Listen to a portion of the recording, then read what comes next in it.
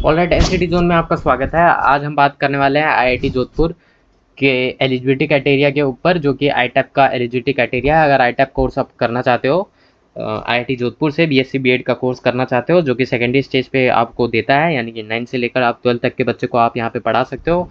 तो इससे पहले हम बता दें, हम ये प्लेलिस्ट बना रहे हैं। इस प्लेलिस्ट में ऑलरेडी 2 वीडियो ऑलरेडी अपलोड कर चुका हूँ मैं, जिसमें आप लोगों को आईआईटी खड़गपुर, आईआईटी भुवनेश्वर का एलिजिबिलिटी क्राइटेरिया मिल गया होगा आईटैप के कोर्स के लिए। तो आज हम बात करने वाले हैं आईआईटी जोधपुर का। तो देखिए कि अभी तक हम क्या क्या जानते हैं, जो अकॉर्डिंग टू 2025 से 26, ठीक है, अभी तक हम क्या क्या जानते हैं एलिजिबिलिटी क्राइटेरिया के ऊपर। देखिए ऑफिशियली अभी तक तो नहीं आया, जैसे ही आता है मैं आपको अपडेट दे दूंगा, बट ऑलमोस्ट सेम ही रहता है हर साल, ऑलमोस्ट। ठीक है, तो इस बात को ध्यान रखना। अभी तक हम क्या क्या जानते हैं उसके ऊपर हम बात करते हैं कि आपके जो 2025 से 26 के लिए आप एकेडमिक ईयर की बात करें एलिजिबिलिटी क्राइटेरिया क्या, तो आपका 12th जो है बेसिकली या तो 2024 या 2025 में, यानी कि 1 साल का ड्रॉप चलता है यहाँ पे, आप ले सकते हो। अब मिनिमम जो आपके 12th में एग्रीगेट होना चाहिए, 60% एग्रीगेट होना चाहिए जनरल, ओबीसी और ईडब्ल्यूएस कैटेगरी से अगर आप आते हो तो। वहीं अगर आप SC ST और PWD कैटेगरी से आते हो तो आपका मिनिमम 55% एग्रीगेट 12th में होने ज़रूरी है। ठीक है, यानी कि अगर आपके पास कोई कैटेगरी है जैसे कि SC ST और PWD, तो आपको रिलैक्सेशन मिलता है जो कि 5% का है। अब सब्जेक्ट रिक्वायरमेंट क्या क्या है, सब्जेक्ट में क्या क्या है रिक्वायरमेंट, तो कैंडिडेट मस्ट हैव, क्या आपके 12th में होना ज़रूरी है, 12th में आपका फिजिक्स, केमिस्ट्री और मैथ होना ज़रूरी है। इस बात को ध्यान रखना, 12th में आपका फिजिक्स, केमिस्ट्री, मैथ होना ज़रूरी है। एंट्रेंस एग्जाम देना पड़ता है, जिस एंट्रेंस एग्जाम का नाम है एनसीईटी, यानी एनसीईटी का एग्जाम देना पड़ता है, जो कि हर साल होता है। एनसीईटी 2025 में भी हुआ था, उसी के आपको देना पड़ता है। और जो कि एनटीए कंडक्ट करवाता है, जिसमें आप लोगों को क्या क्या सेलेक्ट करना पड़ता है, यानी कि सब्जेक्ट चूज करना पड़ता है। Physics, chemistry, math has a domain आपको चूज करना ज़रूरी है। या अगर आप यहाँ पे एडमिशन लेना चाहते हो तो आपके पास ये फिजिक्स, केमिस्ट्री, मैथ होना ज़रूरी है। साथ में आपके पास जो भी रिमेनिंग 4 और सब्जेक्ट हैं, वो यानी कि टोटल 7 सब्जेक्ट हैं, 4 और सब्जेक्ट होते हैं, वो भी चूज़ करना पड़ता है, वो कंपलसरी है। और आपको सातों सब्जेक्ट में अपियर होना ज़रूरी है, इस बात को ध्यान रखना। रिजर्वेशन पॉलिसी है, आप इस चाहो तो इसको ध्यान से पढ़ सकते हो, जो कि एनसीटी के स्कोर कार्ड इज़ यूज, क्या क्या है वो चीज़ यहाँ पे लिखा हुआ है, जो कि ऑलरेडी मैंने आप लोगों को बता रखा है, वो वेबसाइट पे मिल जाएगा आपको रिजर्वेशन पॉलिसी। अब देखते हैं कि एलिजिबिलिटी क्राइटेरिया जो कि 2025 के बेसिस पे था, जो कि मैंने ऑलरेडी बताया। अगर आप जनरल से आते हो तो 60% होना चाहिए, ओबीसी से आते हो तो 60% एग्रीगेट होना चाहिए आपके 12th में। वहीं आप ईडब्ल्यूएस से आते हो तो भी आपके 60% होना चाहिए। SC ST और PWD का 55-55%। ठीक है, अब बात करते हैं कि यहाँ पे मेरिट लिस्ट कैसे बनता है, यानी कि 2025 के अकॉर्डिंग बता रहा हूँ मैं आप लोगों को मेरिट लिस्ट किस प्रकार बनता है। तो आपका एनटीए का जो स्कोर आता है उसके बेसिस पे बनता है। देखिए ये कंफर्म है कि चेंज होगा मेरिट कैलकुलेशन, क्योंकि इस बार परसेंटाइल आया था, नॉर्मलाइज स्कोर बाद में आया था, इसलिए यहाँ पे एक फार्मूला बनाना पड़ा कॉलेज को एक फार्मूला बनाना पड़ा, जो कि कुछ इस प्रकार था। ठीक है, क्योंकि परसेंटाइल के बेसिस पर था इसलिए ऐसा हुआ, बट अगले साल मोस्ट प्रोबेबली नॉर्मलाइज स्कोर के द्वारा ही लिया जाएगा एडमिशन। ठीक है, ये कंफर्म नहीं बोल रहा, बट लग रहा है कि इसी का अकॉर्डिंग होगा। ठीक है, आगे बात करते हैं कि अब हम 2026 में क्या एक्सपेक्ट कर सकते हैं। तो ऑलमोस्ट सेम ही है, सिमिलर ही एक्सपेक्ट कर सकते हैं कि आपको 2025 या फिर 2026 में आपने 12th दिया हो एटलीस्ट। ठीक है, 12th में आपने 12th दिया हो, यानी कि 1 साल ड्रॉप है आपका चलेगा। और एनसीईटी का एग्ज़ाम दिया हो, एनसीईटी 2026 देना ज़रूरी है। लेकिन जब तक आईआईटी जोधपुर ऑफिशियली पब्लिश नहीं कर देता अपडेटेड गाइडलाइंस 2026 से 27 के लिए, तो जब तक आप इसे कंफर्म मत समझना। ठीक है, बट ऑलमोस्ट सेम ही चीज़ रहता है, थोड़ा बहुत चेंजेस होते हैं। ठीक है, ऑलमोस्ट मतलब कि 98% या 99% सेम ही होता है, जो कि मैंने ऑलरेडी आप लोगों को बताया ही। ठीक है, एलिजिबिलिटी क्राइटेरिया बेसिकली बताया, आपको सब्जेक्ट चूजन क्या करना है। तो ज़्यादातर आईआईटी का सेम ही रहता है। तो अगर आप किसी भी आईआईटी का देख रहे हो मेरे वीडियो में, तो ऑलमोस्ट सेम ही है। क्लास 12th में या तो आपने 2024 या 25 में किया हो, 2026 के लिए बेसिकली बना रहा हूँ। ठीक है, बेस्ड ऑन 2025 उसी के बेसिस पे ये बनाया गया है। ठीक है, तो आपके 60% मिनिमम होने चाहिए एग्रीगेट, और 2026 में भी ये एक्सपेक्टेड है कि सेम ही रहेगा।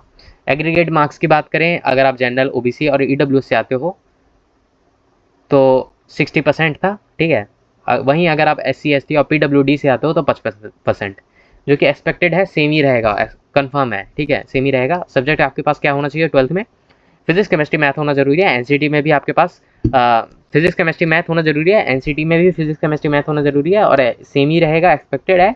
एंट्रेंस एग्जाम में फिजिक्स केमिस्ट्री मैथ आपका डोमेन होना जरूरी है। एनसीटी का एग्जाम जो आप दोगे 2026 में भी ऑलमोस्ट सेम ही रहेगा। अब मेरिट का फॉर्मूला जो है ना, वो वेटेज स्कोर के बेसिस पे यहाँ पे लिया गया है, यानी कि अगले साल हो सकता है कि सेम रहे या फिर नॉर्मलाइज स्कोर के बेसिस पे यहाँ पे एडमिशन लिया जाए, ठीक है।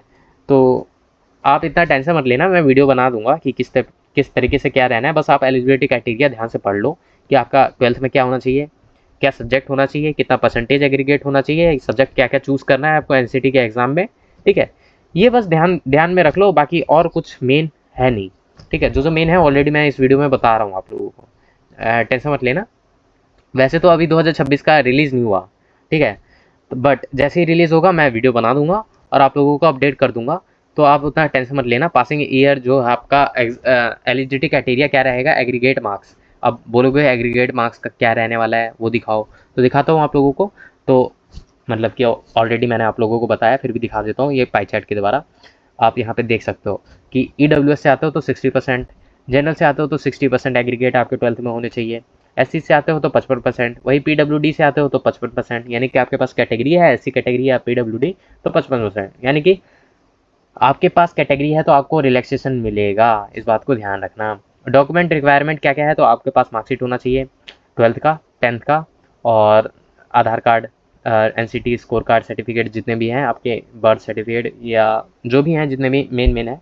चाहो तो आप NCT zone document requirement for ITAB ऐसे करके सर्च कर लेना, आपको वीडियो मिल जाएगा, जो काउंसलिंग के टाइम पे बेसिकली नीडेड होते हैं वो। बाकी पासपोर्ट साइज़ का फ़ोटो कॉपी आपका लगेगा, ठीक है।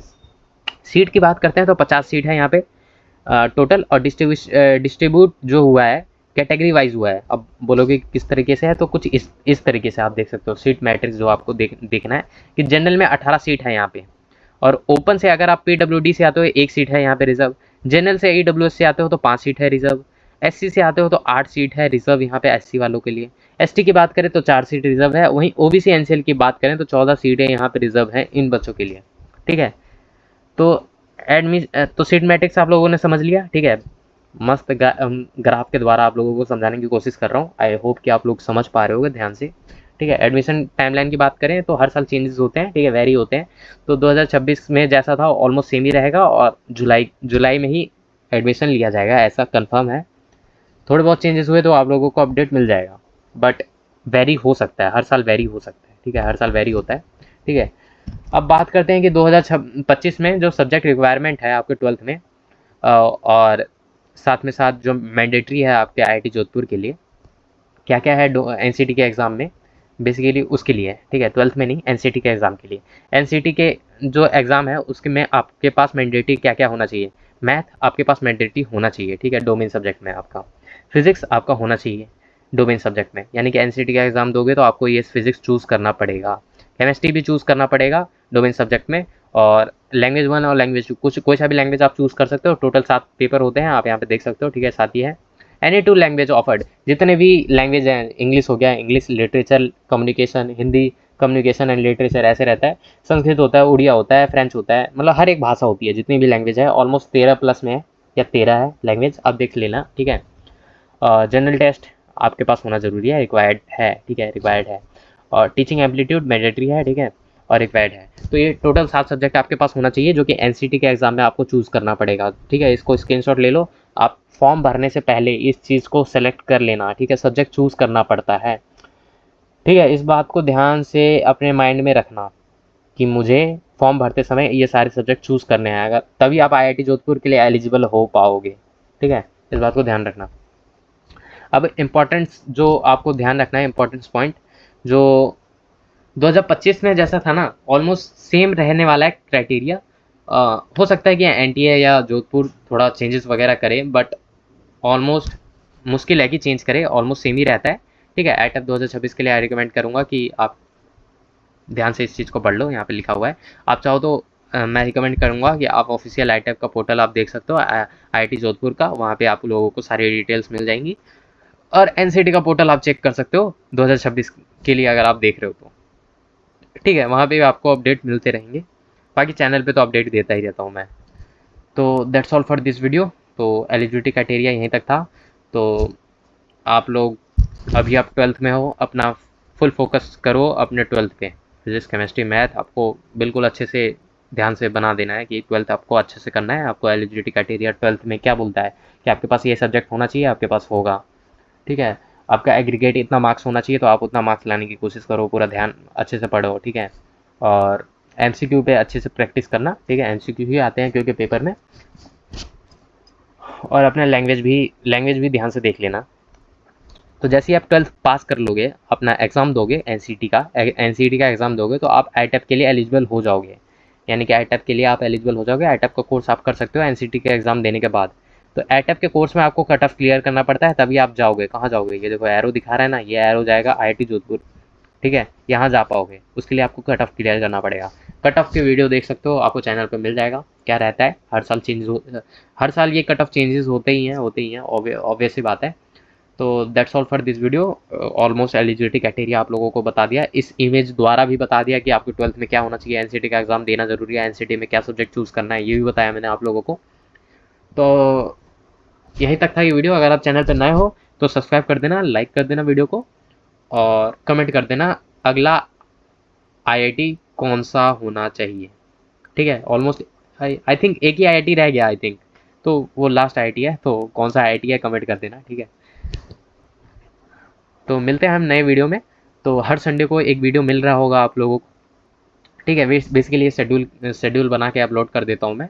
हर संडे को मिल रहा होगा आप लोगों को वीडियो। तो चैनल पे जुड़े रहना। जैसे ही आईआईटी का सारे कॉलेज कवर हो जाएंगे तो एनआईटी के ऊपर चला जाऊँगा। ठीक है, एनआईटी का एलिजिबिलिटी क्राइटेरिया आप लोगों को पता चलेगा।